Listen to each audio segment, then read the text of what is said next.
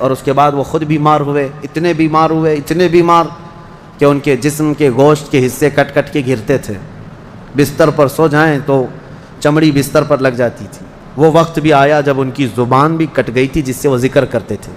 حضرت ایوب علیہ السلام کا نام بہت سارے لوگ اس طرح لیتے ہیں، حضرت صبر ایوب، کیونکہ صبر کا لفظ جو ہے حضرت ایوب علیہ السلام کے ساتھ ایسا جڑا ہوا ہے کہ سب سے زیادہ صبر کرنے والوں میں ان کا نام آتا ہے، لیکن میرے مصطفیٰ کریم صلی اللہ علیہ وسلم سے زیادہ نہیں، یعنی ہر اخلاق میں میرے آقا صلی اللہ تعالیٰ علیہ وسلم کی برتری ثابت ہے۔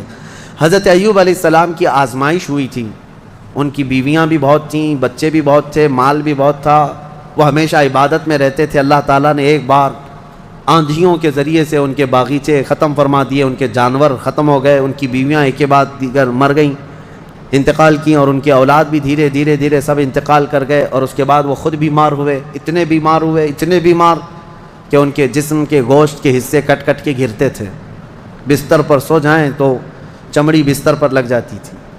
اور اس کے بعد ایک بیوی، ان کی بی بی رحمت، حضرت جمیلہ بھی ان کو کہا کہ بی بی رحمت، ان کے علاوہ کوئی ساتھ میں نہ تھا۔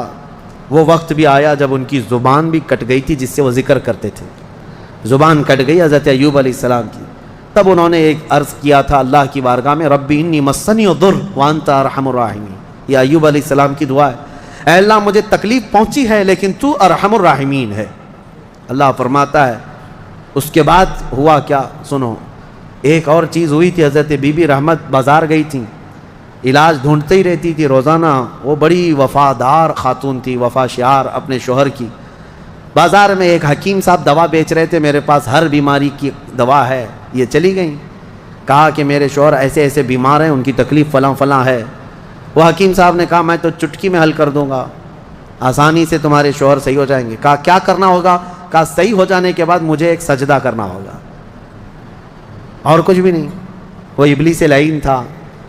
خواتین، عورتیں یہ بڑی بھاؤک ہوتی ہیں، جذباتی ہوتی ہیں، ان کو اپنی فیملی سے لگاؤ ایسا ہوتا ہے، اسی لیے آج باباؤں کے چکر بھی سب سے زیادہ عورتیں ہی لگاتی ہیں۔ صحیح میں کہہ رہا ہوں کہ عورتیں جانا بند کر دیں تو باباؤں کی دکانیں بند ہو جائیں، نہیں چلیں گی دکانیں، کیونکہ اور ایڈورٹائز بھی میں دیکھتا ہوں، بابا لوگ دوسرے کسی عمل کا ایڈورٹائز کرتے ہی نہیں، پیپر میں بھی ایڈورٹائز آتا ہے تو سب سے زیادہ یہی ہے کہ مرد کو مٹھی میں کیسے رکھنا ہے، یہ اٹریکٹیو عمل ہے، کیونکہ ہر عورت آئے گی اور ہر عورت کو یہ چاہیے کہ شوہر میرا مٹھی میں رہے۔ اور پھر دوسرا عمل یہ بھی ہے کہ کیسے شوہر اپنی بیوی سے دور ہو جائے، یہ شوہر کی اماں ساس کا عمل ہے، اس کو بھی یہی چاہیے۔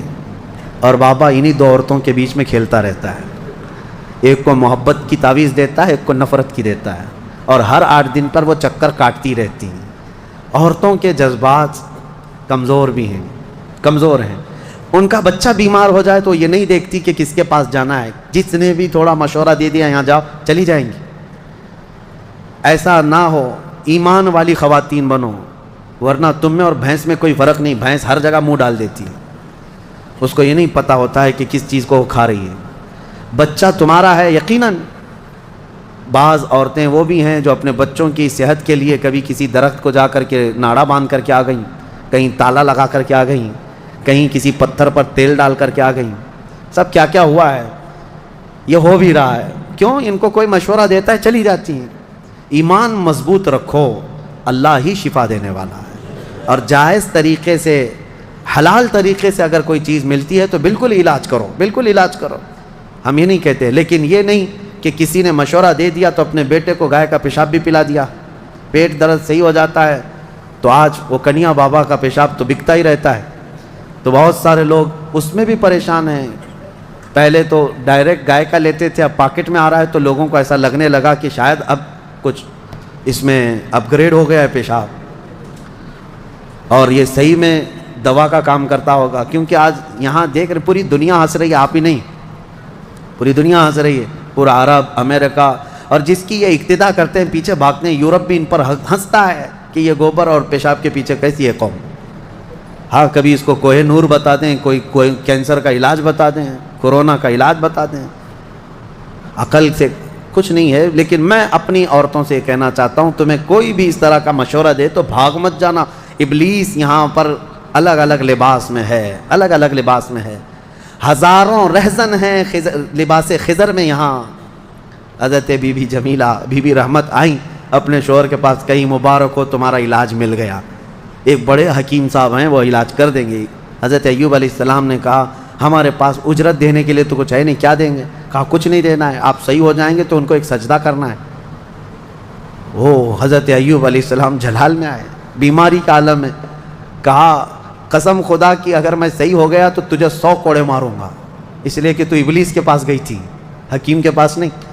انہوں نے قسم کھا لیا، اللہ کی قسم میں 100 کوڑے ماروں گا تجھے، اپنی بیوی کو۔